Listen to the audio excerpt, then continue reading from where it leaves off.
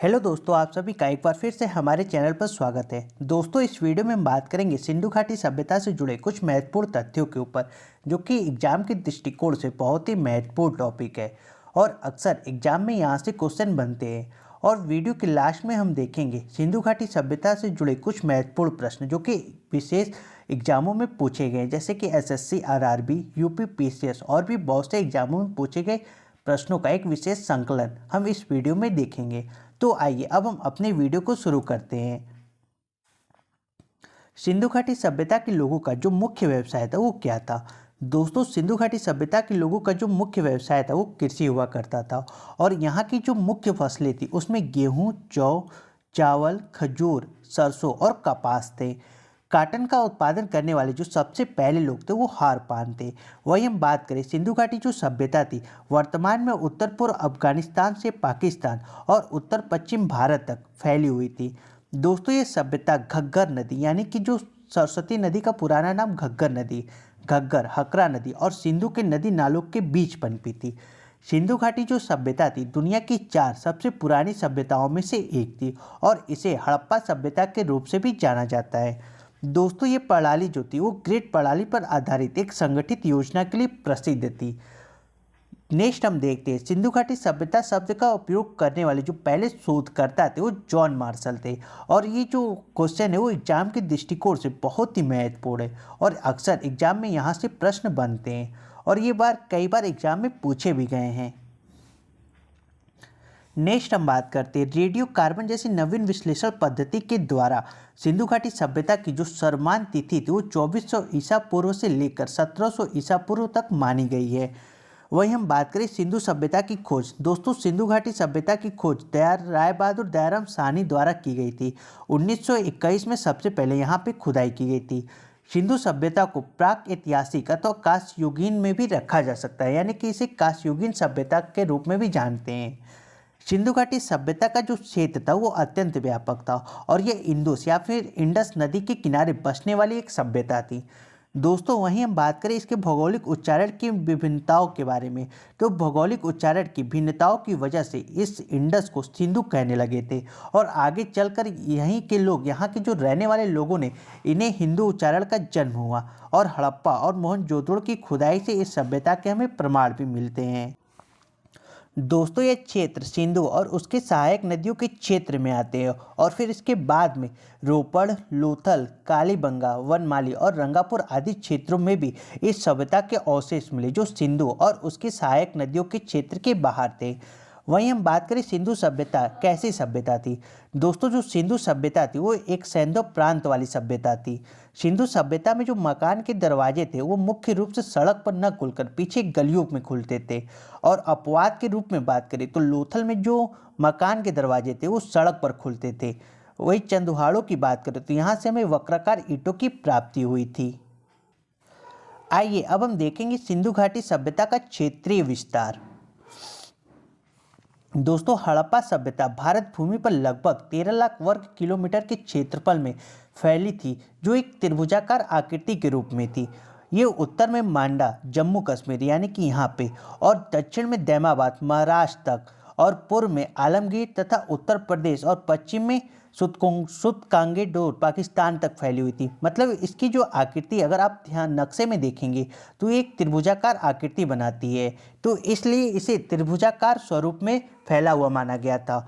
आइए अब हम बात करते हैं सिंधु घाटी सभ्यता से संबंधित जो प्रमुख स्थल है वो कौन कौन से हैं। इसमें सबसे पहले हम बात करते हैं हड़प्पा की। दोस्तों, यह स्थल वर्तमान में पाकिस्तान के पंजाब प्रांत के मोंटगोमरी जिले में स्थित है और यहाँ पर सबसे पहले उत्खनन का कार्य यानी कि खुदाई का जो कार्य किया गया था वो सबसे पहले हड़प्पा में किया गया था और ये जो हड़प्पा सभ्यता है वो रावी नदी के तट पर स्थित है। सबसे पहले 1826 ईस्वी में एक अंग्रेज पर्यटक चार्ल्स मेसन ने हड़प्पा के टीले के विषय में जानकारी दी थी। इसके बाद हड़प्पा सभ्यता की जो विधिवत खुदाई करने का श्रेय है वो दयाराम साहनी के नेतृत्व में आरंभ हुआ था 1921 ईस्वी में। दोस्तों, समूची हड़प्पा सभ्यता में हमें सबसे अधिक अभिलेख युक्त मोहरें जो हैं वो हड़प्पा से ही प्राप्त हुई थी। सिंधु घाटी सभ्यता का अगर नामकरण की बात करें तो सिंधु घाटी सभ्यता का नामकरण जॉन मार्शल के द्वारा किया गया था।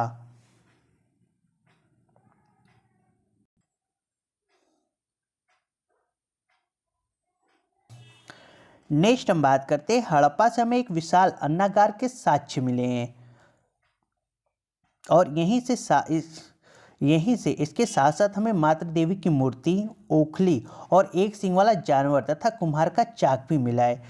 अगला हम बात करते हैं मोहनजोदड़ो। दोस्तों, मोहनजोदड़ो का सिंधी भाषा में जो शाब्दिक अर्थ होता है वो मृतकों का टीला होता है और यह वर्तमान में पाकिस्तान के सिंध के लड़काना जिले में स्थित है। ये स्थल जो है वो सिंधु नदी के तट पर स्थित है। अगर हम बात करें इसके उत्खनन कार्य की तो इसका जो खुदाई का कार्य था वो 1922 ईस्वी में राखलदास बनर्जी के नेतृत्व में हुआ था। हड़प्पा सभ्यता के तहत ही मोहनजोदड़ो में भी कुछ विशेष वस्तुएं प्राप्त हुई थी, जिनमें सबसे पहले पुरोहित आवास, दूसरा सबसे बड़ा स्नानागार और सबसे बड़ा अन्नागार, इसके साथ साथ सूती वस्त्र, पशुपति शिव की मूर्ति, सभागार और नर्तकी की मूर्ति कांसे की, ये भी यहीं से प्राप्त हुई थी। इसके साथ साथ यहाँ पे जो सड़कें बनी हुई थी वो ग्रिड प्रारूप में बनी हुई थी, जैसा कि आप दिखाए गए चित्र में देख रहे हैं। नेक्स्ट हम बात करते हैं चंदहुदड़ो। दोस्तों, चंदहुदड़ो वर्तमान में पाकिस्तान के सिंधु नदी के तट पर स्थित है। यहाँ पर उत्खनन कार्य 1935 ईस्वी में अर्नेस्ट मैके के नेतृत्व में किया गया था।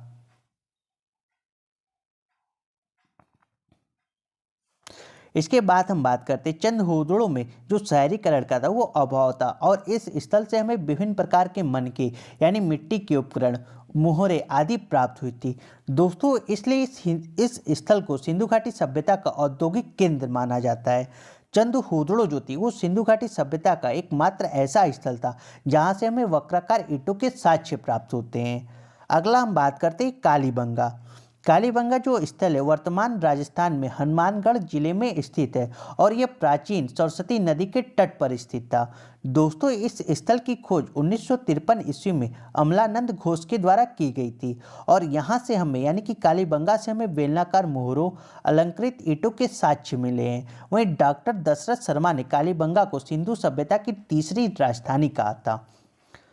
अगर हम बात करें कालीबंगा नामक स्थल से हमें क्या क्या प्राप्त हुआ है, दोस्तों कालीबंगा नामक स्थल से हमें जुते हुए खेत, एक साथ दो फसलों की बुआई व अग्निकुंड के साक्ष्य भी मिले हैं। कालीबंगा का जो शाब्दिक अर्थ होता है वो है काले रंग की चूड़ियाँ।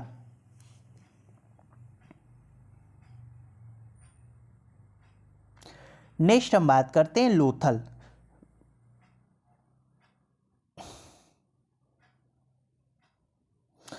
नेक्स्ट हम बात करते हैं लोथल।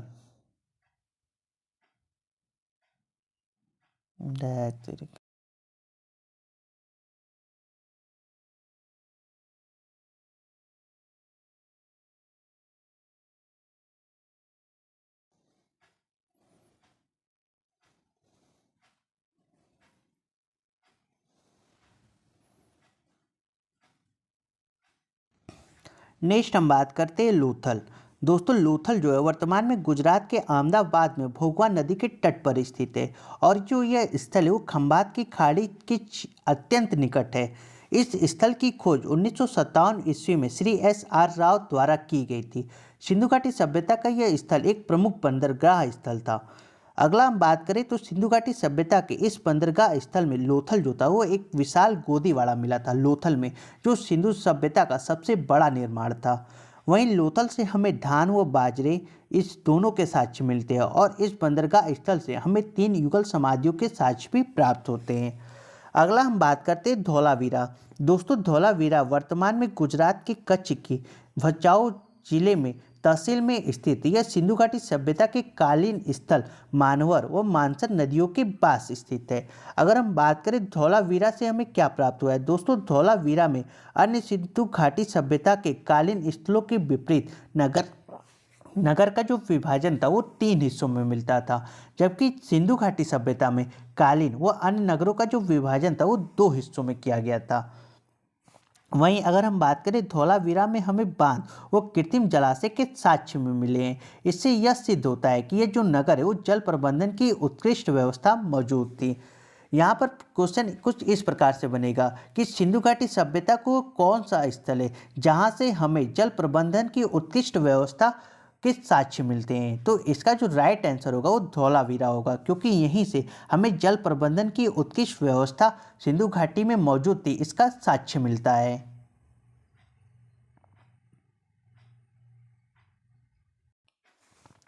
नेक्स्ट हम बात करते हैं सुरकोटतड़ा।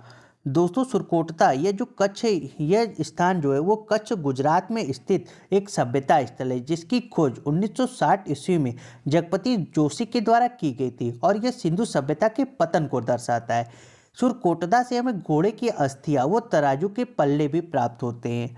अगला जो स्थान है वो है राखीगढ़ी। इस सभ्यता स्थल के बारे में सर्वप्रथम मुगल रफीक ने 1931 ईस्वी में बताया था, जो कि जिंद हरियाणा में सरस्वती यानी कि घग्गर नदी के किनारे स्थित एक सभ्यता स्थल है। और अगर हम इसकी खोज की बात करें तो राखीगढ़ी की जो खोज है वो 1996-97 में अमरनाथ के द्वारा किया गया था।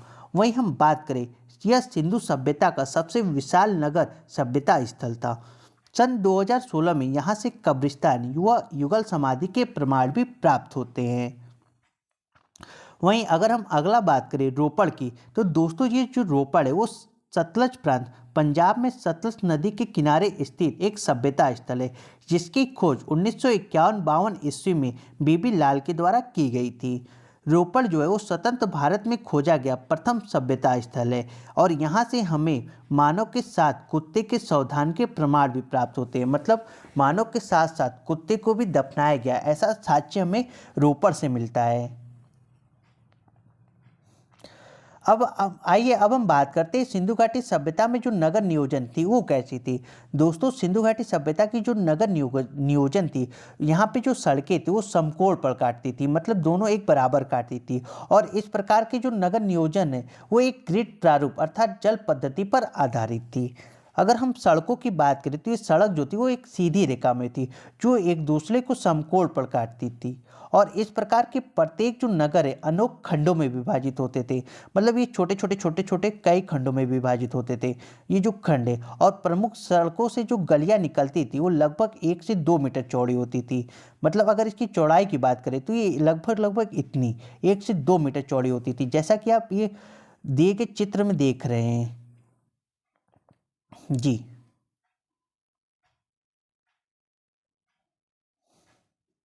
आइए अब हम बात करते हैं इसकी धार्मिक व्यवस्था के बारे में। दोस्तों हड़प्पा सभ्यता का जो स्पष्ट उल्लेख है किसी स्थान से प्राप्त नहीं हुआ है। और हड़प्पा के जो लोग थे वो प्रकृति पूजक थे, वो क्या थे, प्रकृति की पूजा करते थे। वहीं अगर हम बात करें मोहनजोदड़ो से हमें एक मुहर पर एक मुख तथा 2 सिंह वाले व्यक्ति का चित्रण मिला है। इसके दाईं ओर बाघ व हाथी तथा बाईं ओर भैंसा व गैंडा बैठे तथा नीचे 2 हिरण विराजमान है। मार्शल ने इसकी तुलना पशुपति शिव से की है। वहीं अगर हम बात करें सिंधुवासी जो थे वो किस में विश्वास रखते थे। दोस्तों सिंधु घाटी सभ्यता के जो लोग थे वो यज्ञ अनुष्ठान धर्म कांड से परिचित थे तथा इसके साथ साथ भूत प्रेत जादू टोनों में भी विश्वास रखते थे। यहाँ से ताबीजों के हमें प्रमाण भी मिलते हैं तथा सिंधु सभ्यता में बलि प्रथा का भी विशेष प्रचलन था। आइए अब हम देखते हैं सिंधु घाटी सभ्यता की जो आर्थिक व्यवस्था थी वो कैसी थी। सिंधु सभ्यता की जो अर्थव्यवस्था का मुख्य आधार था वो कृषि व पशुपालन था। सिंधु जो वासी थे वो गाय बैल भेड़ बकरी कुत्ता आदि पालते थे और इसके साथ साथ हाथी बाघ और हिरण से भी परिचित थे। वहीं सुरकोटता की बात करें तो यहाँ से हमें घोड़े की अस्थियां प्राप्त होती हैं। आइए अब हम देखेंगे सिंधु घाटी सभ्यता का जो व्यापार था वो कैसा था। सिंधु सभ्यता की उन्नति का जो मुख्य आधार था वो व्यापार था और सिंधु सभ्यता में देशी और विदेशी व्यापार का प्रचलन था। विदेशी व्यापार जो था वो जल मार्ग से किया जाता था और फारस ईरान मेसोपोटामिया अफगान मिस्र आदि से व्यापारिक संबंधी प्रमाण भी प्राप्त होते हैं। इसके साथ साथ ओमान जो कि माकन द्वीप है वो विदेशी व्यापार के मुख्य केंद्र हुआ करते थे। यहाँ पर सिंधु घाटी सभ्यता में जो व्यापार हेतु जिस प्रणाली का प्रचलन था वो वस्तु विनिमय प्रणाली थी। जैसे कि अगर एक कोई व्यक्ति है, वस्तु विनिमय प्रणाली का अर्थ है जैसे कि कोई व्यक्ति है वो क्या कर रहा है, गेहूं की उत्पत्ति करता है यहाँ पे वस्तु विनिमय प्रणाली का प्रचलन था, मतलब कि वस्तु विनिमय प्रणाली का अर्थ है कि जैसे कोई व्यक्ति है, ये जैसे व्यक्ति है, ये गेहूं का उत्पादन करता है, गेहूं समझ लीजिए आप। और दूसरा जो व्यक्ति है वो क्या है, वो कपास का उत्पादन करता है, कपास या फिर बाजरा। तो ये इसके पास जाता है, क्योंकि अगर इसके पास गेहूं अधिक है तो ये इसके पास जाता है और ये कहता है कि आप हमारे गेहूं ले लीजिए, इसके बदले आप हमें थोड़ा सा कपास दे दीजिए। तो ये जो व्यापार की प्रचलित विधि है ये वस्तु विनिमय प्रणाली है, यानी कि एक वस्तु को देकर दूसरी वस्तु को प्राप्त करना। सिंधु घाटी सभ्यता में जो व्यापार हेतु प्रणाली का प्रचलन था वो वस्तु विनिमय प्रणाली थी। वहीं अगर हम बात करें मोहरों की, तो सिंधु सभ्यता के लोग जो मोहरें थी वो उसका जो पहचान था वो सेलिक खड़ी मिट्टी से बनी मोहरों का प्रयोग करते थे, जो आयताकार, वर्गाकार व वृत्ताकार व बटन के आकार में निर्मित होती थी तथा ये मापतौल से भी परिचित थे। नेक्स्ट हम बात करते हैं सिंधु घाटी सभ्यता की लिपि। दोस्तों सिंधुवासी लिपि से परिचित है तथा इनके द्वारा भाव चित्रात्मक सर्पिला काल लिपि का प्रयोग किया जाता था। इस लिपि में जो प्रथम पंक्ति दाएं से बाएं व द्वितीय जो पंक्ति थी वो बाएं से दाएं लिखी जाती थी। सिंधु लिपि के प्रमाण मोहरों व मृदभांड यानी कि मिट्टी के बर्तन से प्राप्त होते हैं। इसके साथ साथ सिंधु लिपि को आज तक पढ़ा नहीं जा सका है और इसे सर्वप्रथम पढ़ने का जो प्रयास किया गया था वो वेडेन महोदय के द्वारा किया गया था। दोस्तों अगर हम बात करें सिंधु सभ्यता का जो सबसे बड़ा शहर था वो कौन सा था, तो सिंधु सभ्यता का जो सबसे बड़ा शहर था वो मोहनजोदड़ो था। जैसा कि हमने पहले पढ़ा, मोहनजोदड़ो का जो शाब्दिक अर्थ होता है वो होता है मृतकों का टीला और ये सिंध भाषा में है। किसी विशाल मरुस्थल के मध्य स्थित हरे भरे जो क्षेत्र होते हैं उसे नखालिस्तान कहा जाता है और यहाँ से हमें अन्नागार मिला है जो कि मोहनजोदड़ो का एक सबसे बड़ा निर्माण है। यहीं से हमें सार्वजनिक उपयोग व धार्मिक महत्व की विशाल स्नानागार की प्राप्ति होती है, जिसे मार्शल ने तत्कालीन विश्व का आश्चर्यजनक निर्माण बताया था। ये जो सभी महत्वपूर्ण पॉइंट है वो अक्सर एग्जाम में पूछे जाते हैं और इसे मैंने एक जगह दिया है। नेक्स्ट हम बात करते हैं एक मोहर से पशुपति की प्रतिमा मिली है जिसमें दाएं ओर हाथी व गेंडा तथा बाएं ओर बैग और बैल अंकित है, जैसा कि हमने पहले पढ़ा। और इसके नीचे 2 हिरण अंकित किए गए हैं और मार्शल ने इसे मध्य शिव की संज्ञा दी है।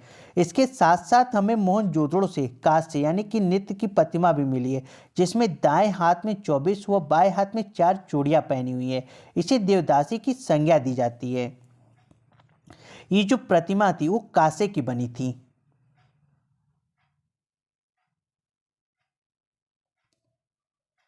आइए अब हम बात करेंगे सिंधु घाटी सभ्यता से जुड़े सभी महत्वपूर्ण तथ्य एक नज़र में।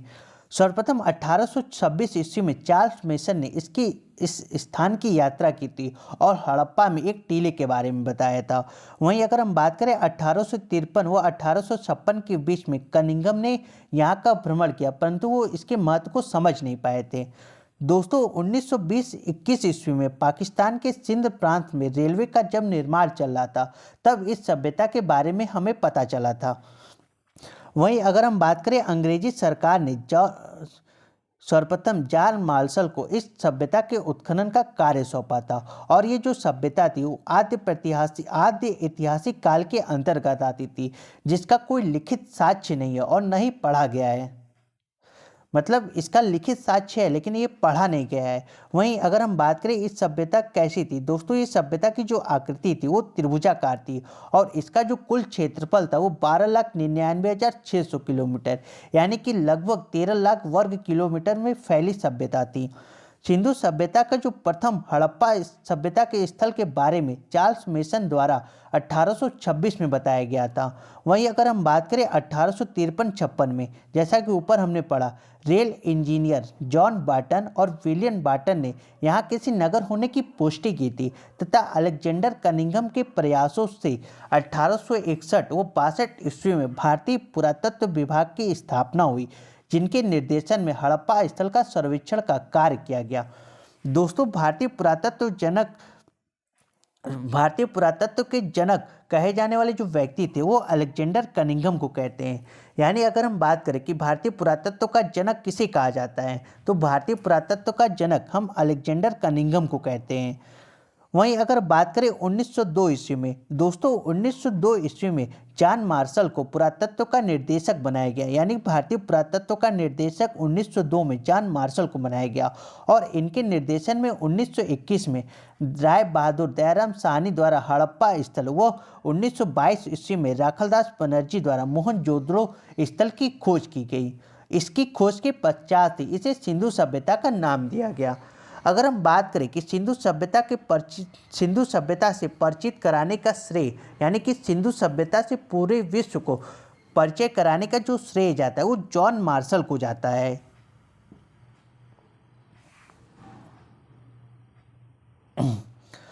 नेक्स्ट हम बात करते हैं स्टुअर्ट पिगट ने हड़प्पा व मोहनजोदड़ो को एक विस्तृत साम्राज्य की दो जुड़वा राजधानी बताया था, यानी कि इन्होंने इन्हें ट्विंस कैपिटल कहा था। आइए अब हम देखते हैं सिंधु सभ्यता की सामाजिक जीवन कैसा था। दोस्तों सिंधु सभ्यता में मातृसत्तात्मक परिवार की व्यवस्था विद्यमान थी, अर्थात माता ही परिवार की मुखिया थी और पिता परिवार के भरण पोषण का कार्य करता था। यहाँ से बड़े मकान भी प्राप्त हुए, जिसके आधार पर संयुक्त परिवार की व्यवस्था विद्यमान होने के प्रमाण भी हमें मिलते हैं। इसके साथ साथ जो समाज था वो दो भागों में विभाजित था। पहला उच्च वर्ग, दूसरा निम्न वर्ग। उच्च वर्ग में पुरोहित और व्यापारी आते थे और निम्न वर्ग में कृषक और श्रमिक आते थे। पुरोहित वर्ग का जो समाज था वो समाज में मुख्य स्थान रखता था और ये संभवतः प्रशासन में भी शामिल थे। दोस्तों सिंधु घाटी सभ्यता में स्त्रियां जो थी श्रृंगार करती थी, जिसका साक्ष्य हमें मोहनजोदड़ो से हेयर पिन, हड़प्पा से सोने की लड़ियों के हार तथा काजल और चंद्रहूदड़ो से लिपस्टिक प्राप्त हुआ है, जिससे कि हम ये जान सकते हैं कि सिंधु घाटी सभ्यता में श्रृंगार का भी विशेष प्रचलन था और हड़प्पा सभ्यता के लिए शिकार करना मनोरंजन का जो है एक प्रमुख साधन था। मोहनजोदड़ो से जो हमें कांसे की मूर्ति मिली थी, यानी नर्तकी की मूर्ति, जिसके आधार पर यह निष्कर्ष निकाला जा सकता है कि उस समय नृत्य भी मनोरंजन का साधन रहा होगा।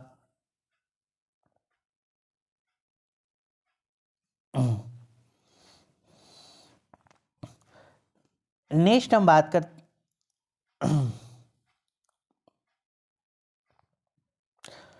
नेक्स्ट हम बात करते हैं किसे हड़प्पा के व्यापार का चौराहा कहा जाता है। दोस्तों हड़प्पा के व्यापार का चौराहा सुतका गेंडोर को कहा जाता है। वहीं अगर हम बात करें कि स्वतंत्रता प्राप्ति के बाद उत्खनित जो पहला हड़प्पाई स्थल था वो कौन सा था। स्वतंत्रता प्राप्ति के बाद जो उत्खनित पहला हड़प्पाई स्थल था वो रोपड़ था। किस हड़प्पाई स्थल से टकसाल गिरी के साक्ष्य मिले। मांडी से हमें टकसाल स्थल के साक्ष्य मिले। वहीं नेक्स्ट हम बात करें किस स्थल को एसआर राव ने लघु हड़प्पा या फिर लघु मोहनजोदड़ो कहा था। दोस्तों एसआर राव ने लघु हड़प्पा या फिर लघु मोहनजोदड़ो लोथल को कहा था। वहीं अगर हम बात करें इस सभ्यता में किसकी पूजा सर्वाधिक प्रचलित थी। सिंधु घाटी सभ्यता में जो सर्वाधिक पूजा प्रचलित थी वो मातृ देवी की थी, क्योंकि यहाँ से हमें प्रकृति पूजा के साक्ष्य मिलते हैं। नेक्स्ट क्वेश्चन हम देखते हैं किस स्थल से पकी हुई नालियों के प्रयोग के साक्ष्य प्राप्त हुए। पकी हुई नालियों के जो प्रयोग के साक्ष्य हमें प्राप्त हुए चंद्रहूदड़ो से मिले हैं। चांदी का मुकुट किस हड़प्पाई स्थल से प्राप्त हुआ है। चांदी का जो मुकुट है वो हमें कुड़ाल से प्राप्त हुआ है। वहीं अगर हम बात करें किस हड़प्पाई स्थल से अंगूठियों के साक्ष्य मिले हैं। अंगूठियों की जो साक्ष्य है वो हमें कुंतासी से मिले हैं। कौन सा पशु सभ्यता वासियों के लिए विशेष पूजनीय था। दोस्तों कुपड़ वाला जो वैल था वो सिंधु घाटी सभ्यता वासियों के लिए एक विशेष पूजनीय था।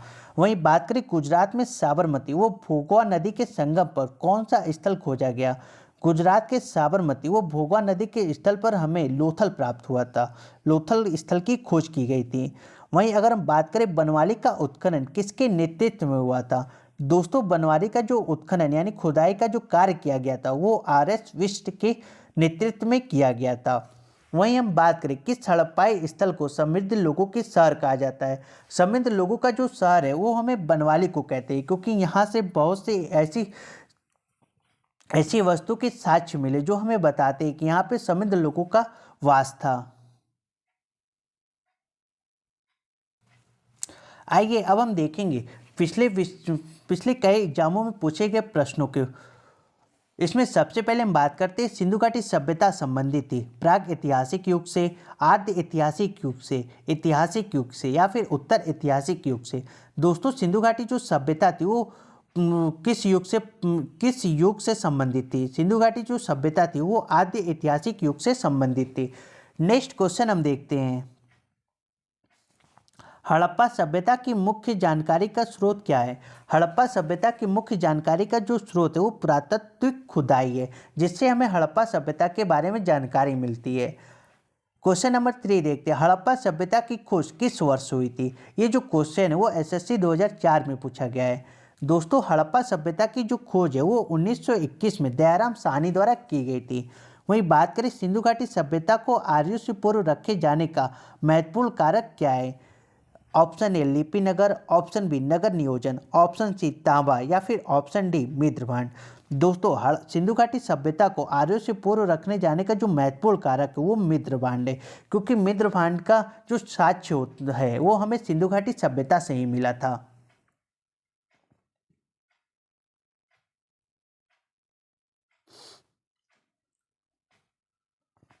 अगला क्वेश्चन हम देखते हैं, सिंधु घाटी के निवासियों की सभ्यता को जानने का मूल स्रोत क्या था?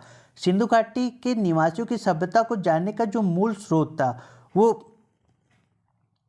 बर्तन, जेवर, हथियार और औजारों के मिलने से होता। वहीं नेक्स्ट क्वेश्चन हम देखते हैं, हड़प्पा सभ्यता किस युग की थी? ऑप्शन ए कांस्य युग, ऑप्शन बी नौपाषाण युग, ऑप्शन सी पुरापाषाण युग या फिर ऑप्शन डी लौह युग। दोस्तों, हड़प्पा सभ्यता जो थी वो कांस्य युगीन सभ्यता थी और ये क्वेश्चन जो एसएससी 2001 में पूछा गया था। क्वेश्चन नंबर 7 देखते हैं, हड़प्पा का उत्खनन करने वाला जो प्रथम पुरातत्वविद था जो इसके महत्व को समझ नहीं पाया था वो कौन था? ये जो क्वेश्चन है यूपीपीसीएस 2006 में पूछा गया था। दोस्तों, जैसा कि हमने पहले पढ़ा, हड़प्पा का उत्खनन करने वाला जो प्रथम पुरातत्वविद था जो इसके महत्व को समझ नहीं पाया था वो अलेक्जेंडर कनिंघम था। अगला क्वेश्चन हम देखते हैं, सिंधु घाटी सभ्यता निम्नलिखित में से किस सभ्यता के समकालीन नहीं थी? ऑप्शन ए मिस्र की सभ्यता, ऑप्शन बी मेसोपोटामिया की सभ्यता, ऑप्शन सी चीन की सभ्यता या फिर ऑप्शन डी ग्रीक की सभ्यता। सिंधु घाटी जो सभ्यता थी वो मिस्र की सभ्यता के समकालीन थी, मेसोपोटामिया सभ्यता के समकालीन थी और इसके साथ साथ चीन की सभ्यता के समकालीन थी, लेकिन जो ग्रीक की सभ्यता थी वो सिंधु घाटी सभ्यता के समकालीन नहीं थी। नेक्स्ट क्वेश्चन हम देखते हैं, सिंधु घाटी हड़प्पा के लिए मेसोपोटामिया रिकॉर्डों में निम्नलिखित में से किस शब्द का प्रयोग किया गया था? ऑप्शन ए पिलवन, ऑप्शन बी मेलुहा या फिर ऑप्शन सी मेगन या ऑप्शन डी फेलका। दोस्तों, सिंधु घाटी हड़प्पा के लिए मेसोपोटामिया रिकॉर्डों में निम्नलिखित में से जिस शब्द का प्रयोग किया गया था वो ऑप्शन बी मेलुहा है। अगला क्वेश्चन हम देखते हैं, निम्नलिखित में से कौन हड़प्पा वो मोहनजोदड़ो के उत्खनन से संबंधित नहीं था? Option A R D Banerjee, ये 1921, के एन दीक्षित, एम एस वस या फिर वी ए स्मिथ। हड़प्पा और मोहनजोदड़ो के उत्खनन से संबंधित जो नहीं थे वो वी एम स्मिथ थे। वहीं नेक्स्ट क्वेश्चन की बात करें, सिंधु घाटी सभ्यता के संदर्भ में कौन सा कथन सही नहीं है? सिंधु घाटी सभ्यता एक उच्च नगरीय सभ्यता थी, ये सही है। लोगों को लोहे की जानकारी थी, ये भी सही है। ये कहना कठिन है कि लोग किसी प्रजाति से संबंधित थे, ये भी सही है। लोगों की किसी के बारे में जानकारी नहीं थी, ये गलत है, क्योंकि सिंधु घाटी सभ्यता के लोग कृषि और पशुपालन से विशेष तौर पर संबंधित थे। निम्नलिखित में से कौन सा हड़प्पा स्थल नहीं है? ऑप्शन ए चंदहोदड़ो, ऑप्शन बी कोटे दीजी, ऑप्शन सी सो गौरा या फिर ऑप्शन डी देसलपुर। दोस्तों, जो सो गौरा क्षेत्र है वो हड़प्पा स्थल नहीं है। अगला क्वेश्चन हम देखते हैं, हड़प्पा सभ्यता विस्तृत थी, ये एसएससी 2011 में पूछा गया है। ऑप्शन ए पंजाब, दिल्ली और जम्मू कश्मीर या फिर ऑप्शन बी राजस्थान, बिहार, बंगाल और उड़ीसा या ऑप्शन सी पंजाब, राजस्थान, गुजरात, उड़ीसा और बंगाल या फिर ऑप्शन डी पंजाब, राजस्थान, गुजरात, उत्तर प्रदेश, हरियाणा, सिंधु और बलूचिस्तान। दोस्तों, हड़प्पा जो सभ्यता थी वो पंजाब, राजस्थान से होते हुए गुजरात, उत्तर प्रदेश, हरियाणा और सिंधु, इसके साथ साथ बलूचिस्तान तक फैली हुई थी। अगला क्वेश्चन हम देखते हैं, सुरतुगई सिंधु घाटी सभ्यता किस देश में है? ये जो क्वेश्चन है वो एसएससी सीपीओ 2017 में पूछा गया था। दोस्तों, सुरतुगई जो सिंधु घाटी सभ्यता है वो अफगानिस्तान में स्थित है, यानी इस क्वेश्चन का जो राइट आंसर है वो ऑप्शन सी है। अगला क्वेश्चन हम बात करते हैं सूची 1 को सूची 2 के साथ सुमेलित कीजिए। सिंधु घाटी सभ्यता की जो उत्तरी सीमा थी वो कहाँ थी? सिंधु घाटी सभ्यता की जो उत्तरी सीमा है वो मांडा यानी जम्मू कश्मीर से लगती थी। और सिंधु घाटी सभ्यता की जो दक्षिणी सीमा है, जैसा कि हमने पहले पढ़ा था, सिंधु घाटी सभ्यता की जो दक्षिणी सीमा है वो दायमाबाद यानी महाराष्ट्र से लगती थी। और इसकी पूर्वी सीमा की बात करें तो ये आलमगीर उत्तर प्रदेश, और इसकी पश्चिमी जो सीमा थी वो सुतका गेंडोर बलूचिस्तान से लगती थी। यानी क्वेश्चन नंबर 17 का जो राइट आंसर है वो ऑप्शन ए है। नेक्स्ट हम बात करते हैं मोहनजोदड़ो का अर्थ क्या है। दोस्तों मोहनजोदड़ो का अर्थ है मृतकों का टीला। यानी क्वेश्चन नंबर 18 का जो राइट आंसर है वो ऑप्शन ए है। वहीं अगर हम बात करें मोहनजोदड़ो निम्नलिखित में से कहाँ पर स्थित है? मोहनजोदड़ो जो है वो पाकिस्तान के सिंध प्रांत में स्थित है। यानी 19 का जो राइट आंसर है वो ऑप्शन सी है। अगला क्वेश्चन हम देखते हैं सिंधु घाटी सभ्यता के विकसित अवस्था में निम्नलिखित में से किस स्थलों में घरों में कुएं को अवशेष मिले हैं? Option A Harappa, option B Kalibangan, option C Lothal या फिर ऑप्शन डी मोहनजोदड़ो। दोस्तों सिंधु घाटी सभ्यता के विकसित अवस्था में जहां हमें घरों में कुओं के अवशेष मिले वो जो स्थल है वो मोहनजोदड़ो है। अगला हम बात करते हैं मोहनजोदड़ो का सबसे बड़ा भवन कौन सा था?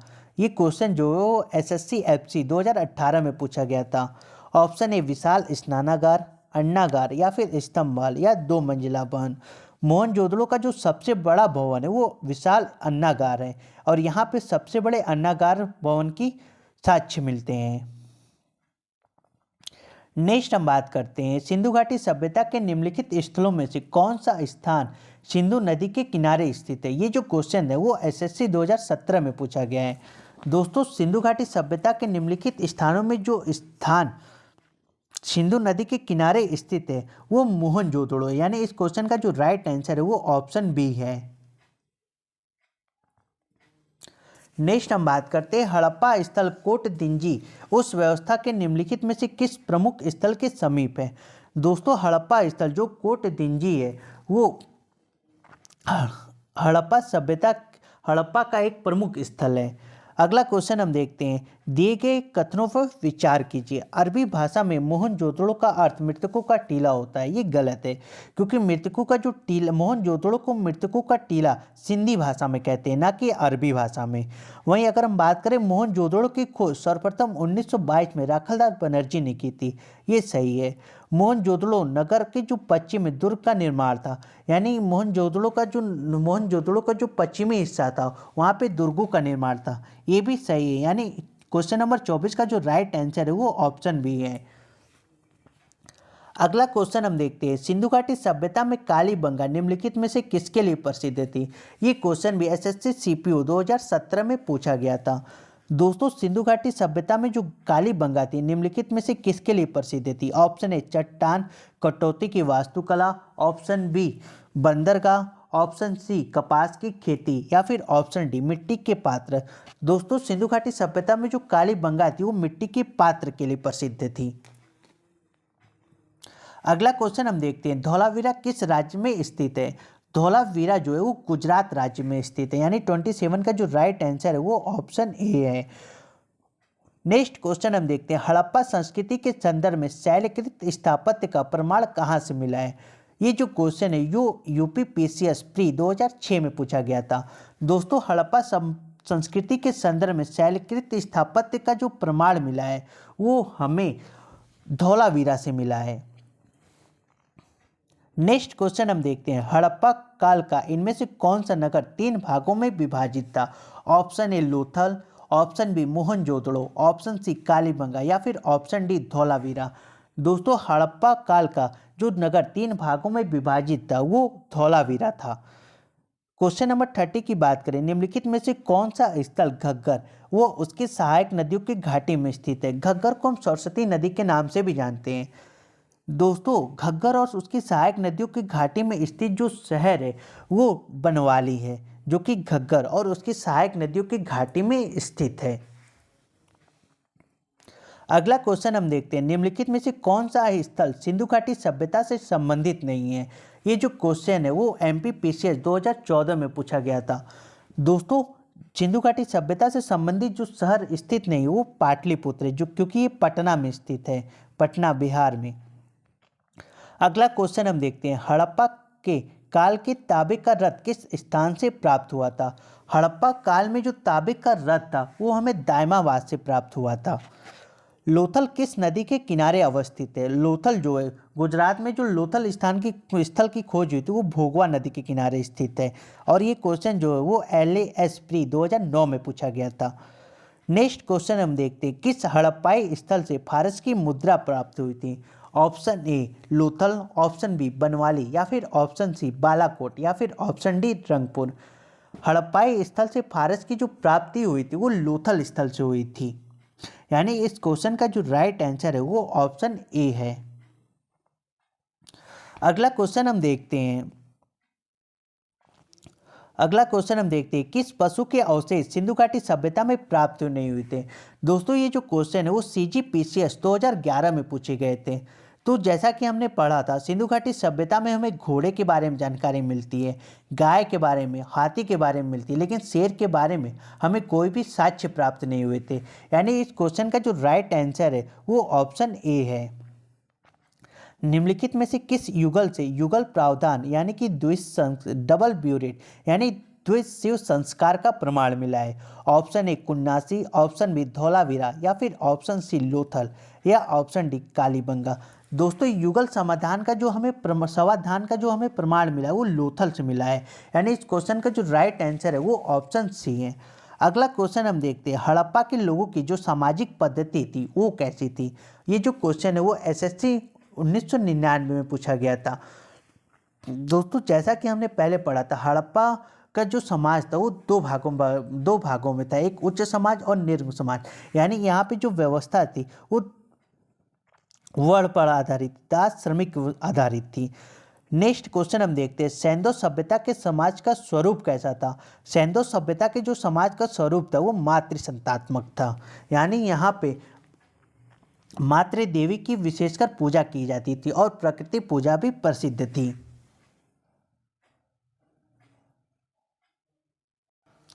नेक्स्ट क्वेश्चन हम देखते हैं, निम्नलिखित में से कौन सा सुमेलित नहीं है? श्रमिक निवास, ये हड़प्पा से मिलता है, इसकी जानकारी हमें मिलती है। अन्नागार मोहनजोदड़ो से, सभा भवन कालीबंगा से, लेकिन जो तांबे की कुल्हाड़ी वो रोपड़ से प्राप्त नहीं हुई थी। यानी इस क्वेश्चन का जो राइट आंसर है वो ऑप्शन डी है। नेक्स्ट हम बात करते हैं, हड़प्पा सभ्यता में बृहत स्नानागार का साक्ष्य हमें कहाँ से प्राप्त हुआ है? दोस्तों ये क्वेश्चन जो है यूपीपीसीएस 2010 में पूछा गया था। हड़प्पा सभ्यता में जो बृहत स्नानागार का साक्ष्य हमें प्राप्त हुआ है वो मोहनजोदड़ो से प्राप्त हुआ है। यानी इस क्वेश्चन का जो राइट आंसर है वो ऑप्शन डी है। अगला क्वेश्चन हम देखते हैं, हड़प्पा सभ्यता में गढ़ जगह किसके लिए जानी जाती थी? ऑप्शन ए वहाँ उच्चतल वर्ग के लोग बसते थे, ऑप्शन बी वहाँ पुस्तकें रखी जाती थी, या फिर ऑप्शन सी वहाँ पूरे शहर के लिए भोजन तैयार किया जाता था, या फिर ऑप्शन डी वहाँ निचले वर्ग के लोग बसते थे। दोस्तों हड़प्पा सभ्यता में गढ़ जो था, गढ़ शब्द का प्रयोग जहाँ पर ऊंचे वर्ग के लोग रहते थे उसके लिए प्रयोग की जाती थी। अगला क्वेश्चन हम देखते हैं, सिंधु घाटी सभ्यता की सबसे महत्वपूर्ण विशेषता क्या थी? सिंधु घाटी सभ्यता की जो सबसे महत्वपूर्ण विशेषता थी वो पक्के ईंटों से बनी इमारत थी। तो दोस्तों ये थे सिंधु घाटी सभ्यता से जुड़े कुछ महत्वपूर्ण प्रश्न। मिलते हैं नेक्स्ट वीडियो में। वीडियो देखने के लिए आपका धन्यवाद।